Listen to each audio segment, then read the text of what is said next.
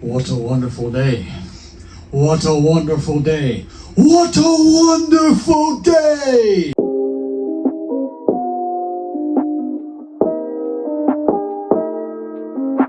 What is happening, you wonderful people? So I finally got a chance to go see Kingdom of the Planet of the Apes tonight. And if y'all don't know this, I am a huge Planet of the Apes fan. I loved all three of the new trilogy. I didn't love Rise like everyone else did. I need to watch it again, so maybe when I do, I'll think differently. But I still really enjoyed it. Dawn is my favorite. Dawn, Kuba, however you say his name. One of the best villains ever made on screen, to be on screen. Man, I'm telling you. And War, I really liked War. I did.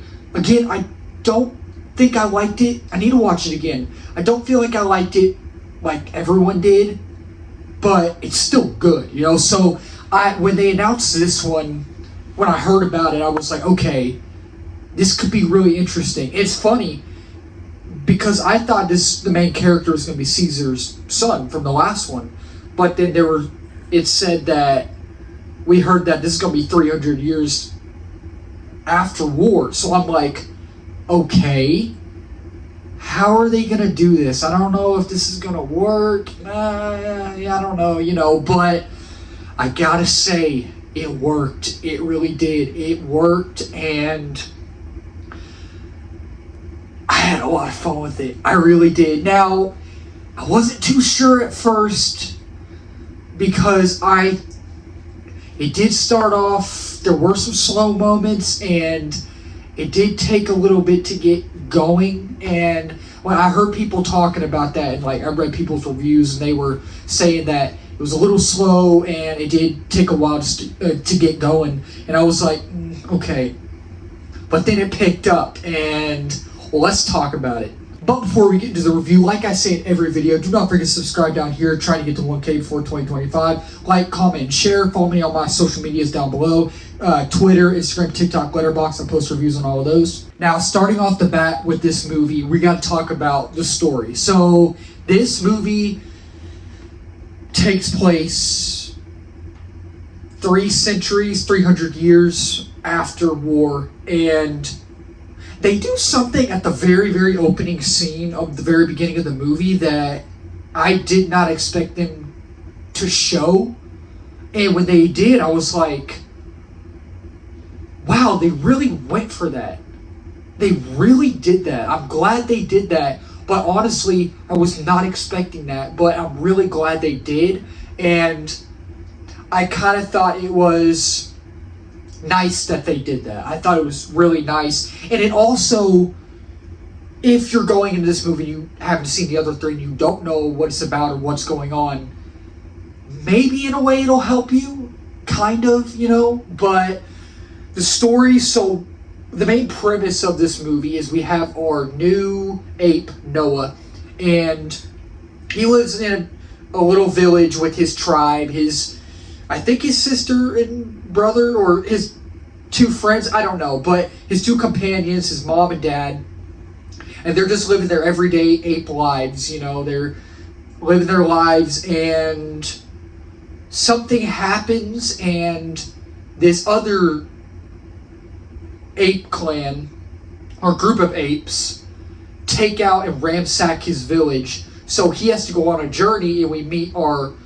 female protagonist, May, and then we meet our villain, Proximus Caesar, and then Raka as well, which I'll get into all of them. I'll get into all the characters one by one. So that's our main premise. Y'all have seen the other three. It's kind of the same, but also kind of different. So the story overall, it flowed nicely. We got a little bit of new lore in this, which I really enjoyed. And the cool thing about this movie is the story, the lore, and the introduction of these new characters that we don't know.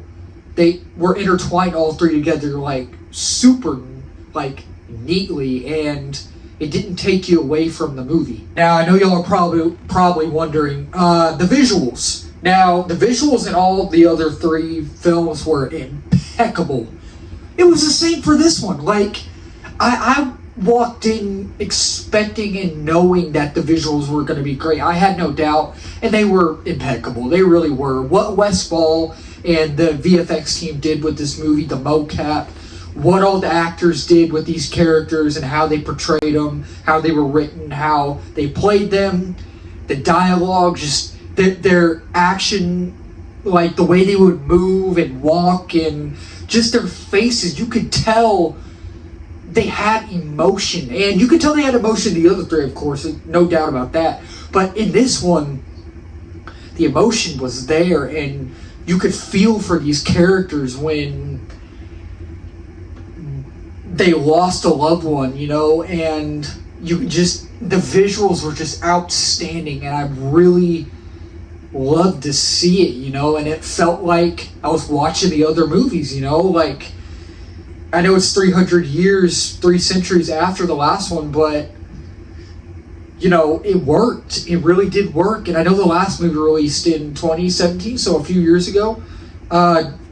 It worked. It really did. It worked. Now, talking about the characters, starting off with our main protagonist, Noah. Now, I know a lot of people feel the same, and I didn't know how well he would do as a main lead since we don't know him, and Caesar's not in this, you know?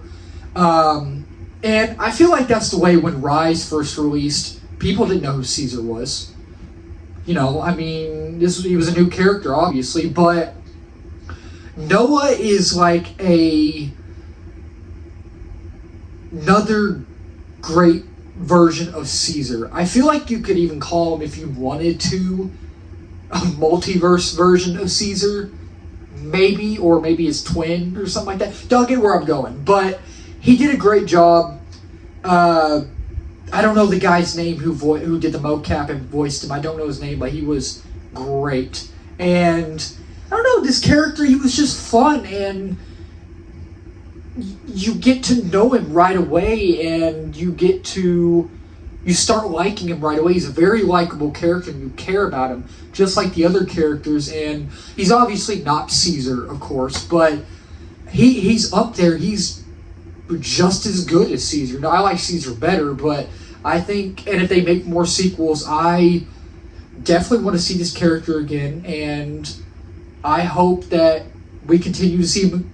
I hope we continue to see him to grow in the next movies, you know, and he was a likable character. I really enjoyed him. And, you know, the legacy of Caesar really does play a big part in this movie. It really does, and I really, really like that, you know, and we get to see him learn about Caesar in this movie, you know, and his relationship with the other apes, his parents, his friends, and Raka and May. We get to, and the eagle, of course. The eagle was great in this, by the way. I know eagle was kind of like here and there, but the eagle was cool. But yeah, Noah was a great character. Now, talking about Raka. Raka was not in it for very long. I feel like he was kind of the Maurice of this movie, and I like Maurice more, but I feel like he was the Maurice, and I know they're both orangutans, but he wasn't in it for very long,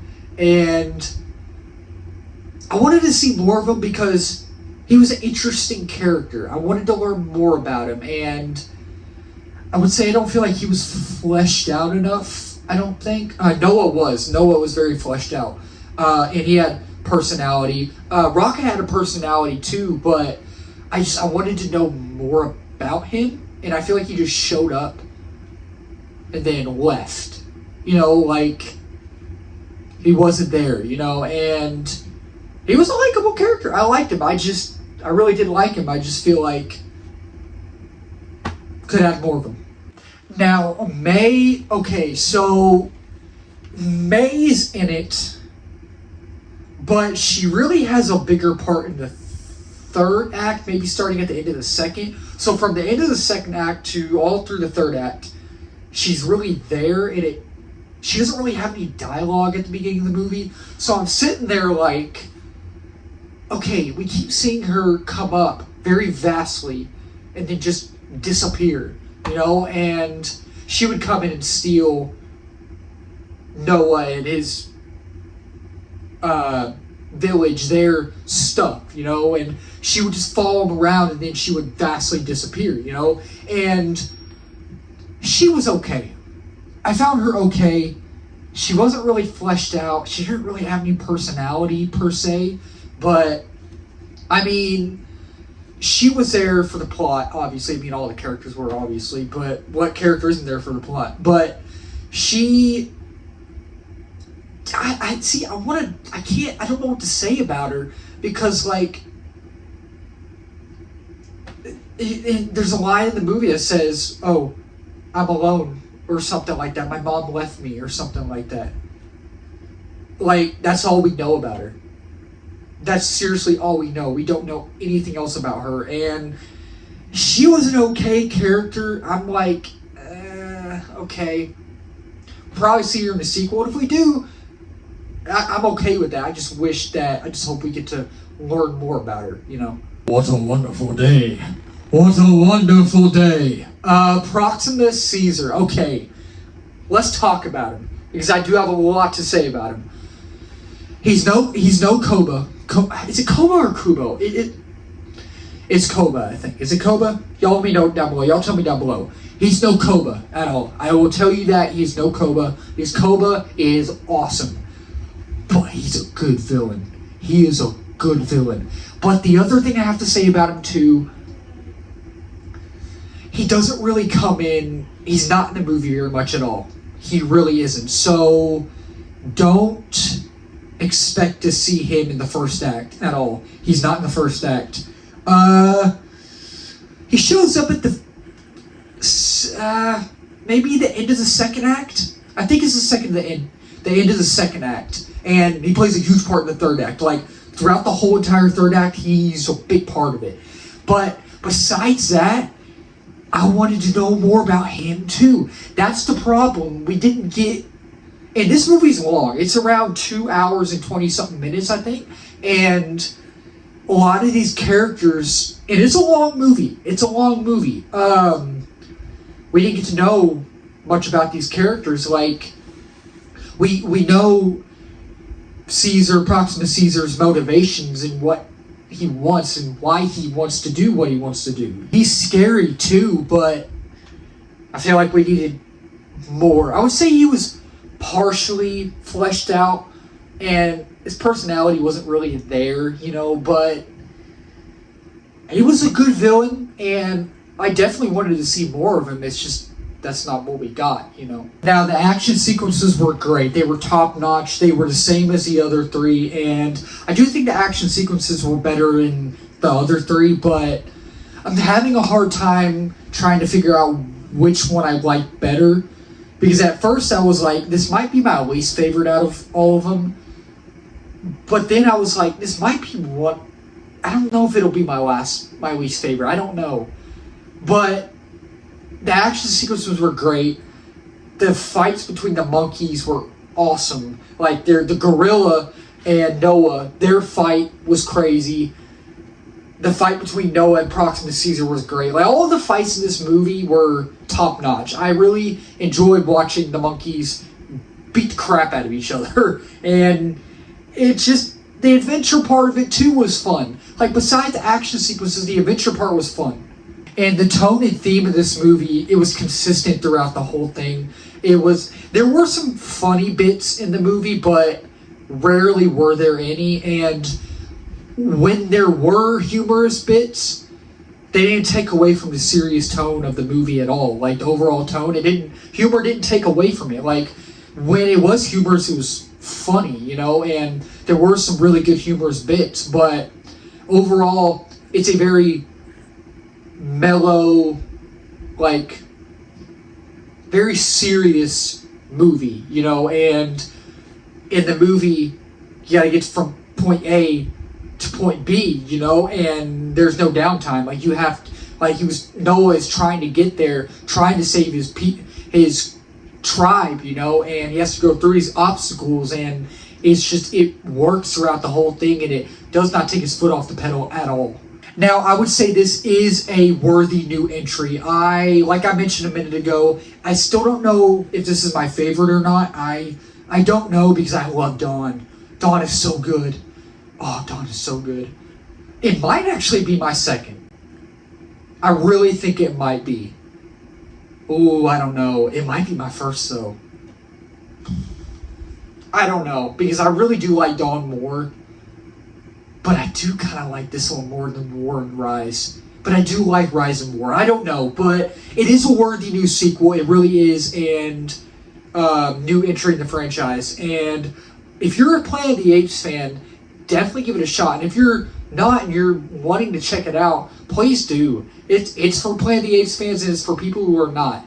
Definitely check it out. Now, I'm just going to go over some of the little nitpicks and negatives that I have of the movie. I really don't have many, to be honest. I'm going to try to think of the ones I'm thinking of. So, I did hear people say the movie kind of had a hard time at the beginning, like, starting up and, like, it had a hard time going, starting. And I do have to say, it did have a little bit of trouble starting at the beginning, but then it threw you right into it. And you were like, okay, it's actually starting to ramp up, So that was one of my first nitpicks, and it really ended up being great. It ended up being really, really good.